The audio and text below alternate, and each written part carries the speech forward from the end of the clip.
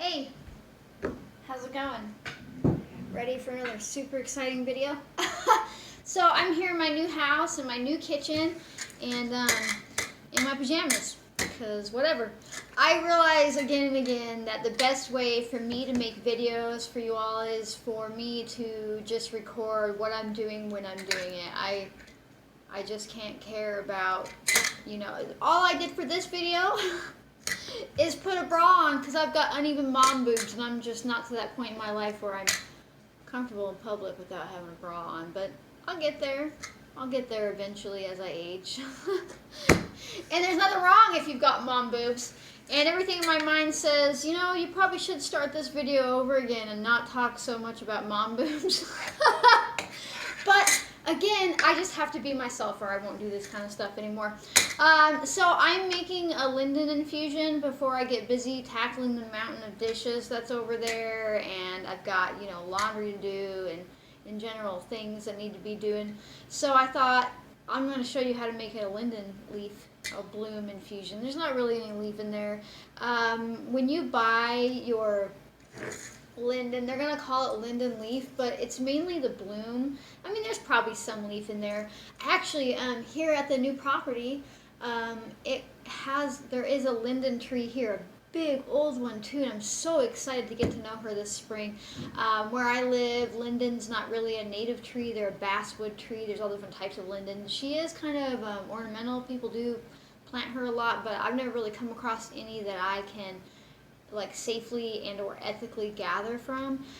So I'm pretty excited to have my own tree. So I order my Linden. You can get it from a varying amount of herbal suppliers. Just search bulk Linden. Now Linden herself is pretty amazing for she's a powerful anti-inflammatory, antiviral, antibacterial. She's good for soothing your guts. I mean, I lean on ibuprofen now and then. I'm not going to pretend like I'm the type of herbalist that is just so incapable of touching anything synthetic that I fucking glow green or something like that. I don't know where to go with that. But truthfully, I have a bad neck and now you might be thinking, it's because you have all that hair. That doesn't help. You're right. But I was homeless for a majority of my youth, and I'm tiny, and I always carried way too heavy of packs. So I gave myself basically self-induced scoliosis of the neck. And so if I get to working a lot, it starts to feel like somebody's stabbing me, with a hot knife. It's all the nerve damage and stuff like that. But and my spine is actually crooked right there. So if I keep up on drinking Linden infusion at least 2 or 3 times a week, a half gallon's worth, I don't have neck problems. And I don't have to take ibuprofen. But when I forget, I'm like, okay, well, I'm going to calm down the inflammation and then go make myself a Linden infusion. But she's also got little slimy bits to her, and you're like, oh, that sounds so gross. But it's the good type of slimy. It's the slimy that goes in and coats your intestinal tract and gets into all those places in your body that are really inflamed. And it's actually kind of how she's an anti-inflammatory.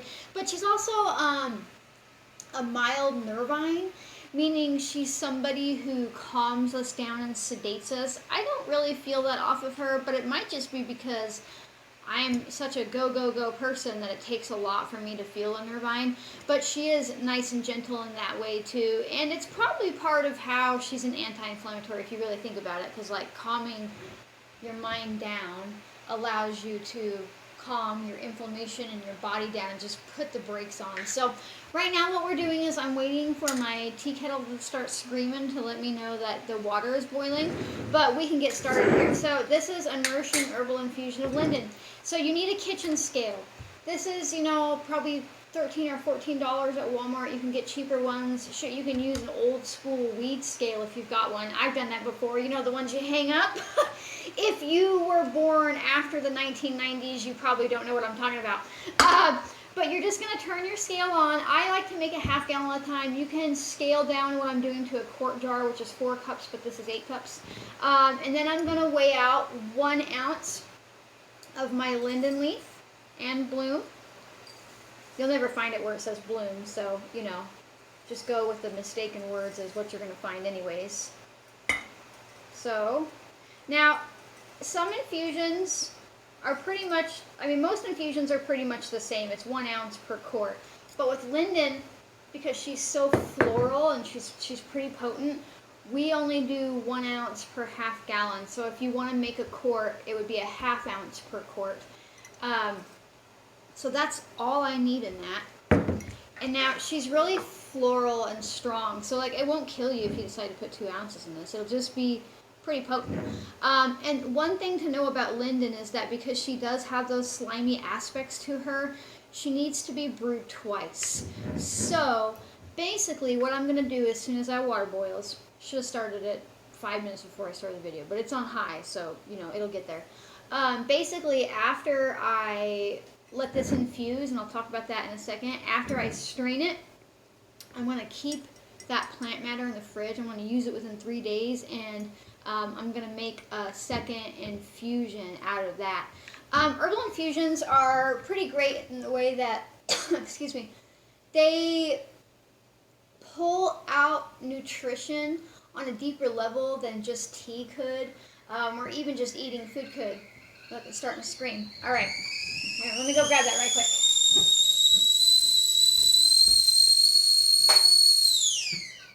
Okay, so you've got your 1 ounce of herb in your ½ gallon jar. Something in the back of my throat. Now, you're just going to fill her up all the way to the top. Careful, this is going to be really hot water. It needs to be boiling water. And then, because I'm always prepared for my videos, let me go grab a butter knife. I swear to God, I always forget something. Butter knife, spoon, whatever you have will work, as long as it can handle the heat and contact with the heat. You know, probably don't shove a plastic straw in there.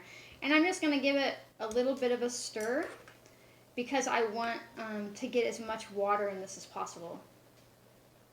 So, you know, I got a little bit of headspace there now that I wouldn't have had before. And I know that my plant matter has full water saturation. And now, you might be thinking, oh, I'm just going to put the cap on and I'm going to shake it. Don't do that. Do not shake this jar after you've done that, because it's going to go everywhere because the hot boiling water, and then you'll burn yourself, and you know, and then you'll probably never do this again, because when animals tend to get hurt from something, they tend to avoid it. You know, that's just survival instincts. So now it's going to sit here on my counter until it's pretty much room temperature, so 3 or 4 hours, and then I'm going to pop it in the fridge and let it sit all night until the same time today. So it's 12 o'clock, it's noon here. I'll let it sit all the way to noon. That gives me, you know, about my 24 hours. And then I'm going to strain it. And you can strain it by, I usually take one of these and like a mesh filter, or like however you need to do it is fine. You just need to get the plant matter out of the water. So what this is doing as it cools is it's pulling out the minerals. It's acting like, kind of like, imagine if you put a compress, a warm compress on something, and how it like pulls out. As it cools, it's extracting the medicinal and the mineral content of whatever plant you're working with. But because she does have those slimy aspects to her, you are going to want to do this twice. The next time though, it'll be just a smidgen different.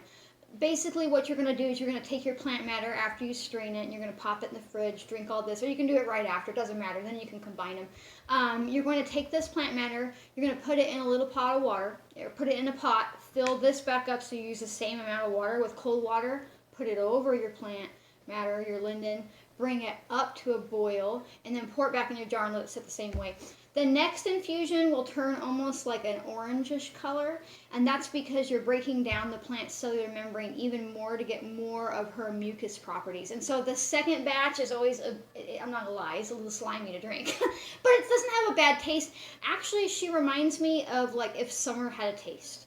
Like she has almost like a lilac-y, floral, warm air flavor to her. You're like, what the fuck does warm air taste like? But you know what I mean. And I actually, in the summertime, it's winter right now, but I like to make what I call Linden lemonade, where I'll make my Linden infusion, and then after it's cooled, I'll mix in some lemon juice, maybe some smashed up raspberries, and a fair amount of raw honey to give it that sweetness. And she's really refreshing, and she's really cooling to our body, which you might not think is a great thing in the wintertime, but think about it. In the winter, you just reversed poles. So now it's cold outside, and you made it hot inside. And in the summertime, you make it cold inside, and it's hot outside. So right now, in some ways, you're around more heat than you would be in the summertime, you know. So yeah, it's really that simple. I probably talked way much more, can't even get right words out, than I needed to. So it's basically 1 ounce per half-gallon jar, and you can find these in Walmart, Target, wherever, on Amazon. And then you pour boiling water over top, give it a stir, not a shake, put the cap on, let it sit for 4 or 5 hours until it's basically room temperature, pop it in your fridge. Same time you made it today, strain it tomorrow, and then you don't even have to do the second strain if you want. Like, so basically, the second infusion, I should say. Oh, let me take a breath. The first time, you're kind of getting all of her like antiviral properties and her like sedating, calming, nervine properties, and the second time you're getting more of her slimy mucus bits. That's the technical term, I swear to God. And that is what helps more with inflammation. So this first brew is still good for inflammation, but the second one is even better. Now you could get tricky. You could say, well, I'm going to make a half gallon, but I'm going to like only make a quart at a time. So you can make your first quart, and the next day you could put your plant matter into a pot with the same amount of water that you infused it in, cold water. You could even, now that I think about it, I've never done it before, but I'm going to do it now. What if we made our infusion, let it come down, cool down, and then just dumped it right into the pot and brought it back up to a simmer, because it'd be cold by the time you take it out of your fridge, and then let it sit again, and then in the same jar you would have your anti-inflammatory and your antiviral and your calming and all that stuff. So that's an idea. I don't know why I've never thought of it before, but now I have. You just witnessed the way my mind thinks sometimes. But you know, infusions are just a fantastic way to start working with plant allies. And this is generally how you make an infusion for any plant that you're working with. It is important to know that you shouldn't do this with plants that have a really strong scent, like mint or chamomile. Anything that you're like, wow, that has a really nice scent to her. Now, Linden has a very mild, almost citrus scent, but she's mild, and that's also why we only use a smaller amount compared to like if we were making a nettle infusion.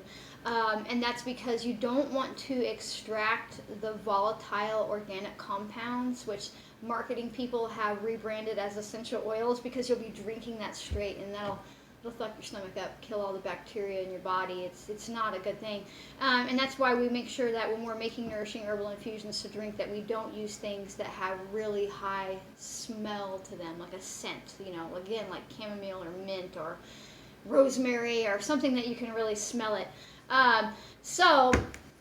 But they are just an easy way. They really are an easy way to take your health back into your hands. And they're not, if you're not using really reactive herbals, it takes time.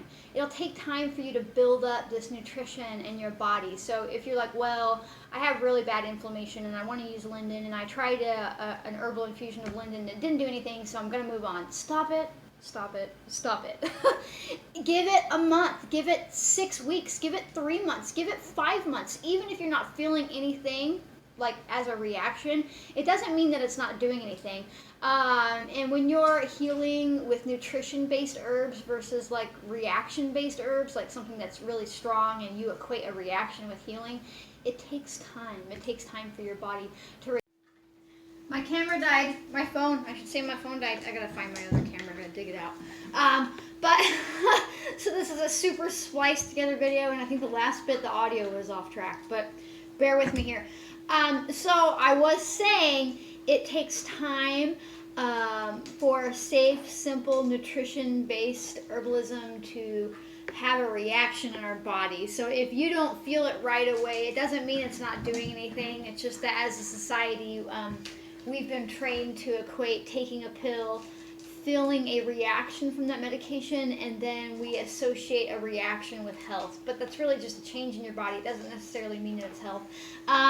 Anyhow, nourishing herbal infusions are a great way to step into using plant medicine to really build up nutrition levels in a depleted body, because unfortunately sometimes you just can't do that with food alone. It takes so much more energy for your body to digest and extract, and so when you drink nourishing herbal infusions, it's already been extracted. It's instantly digestible and accessible to us.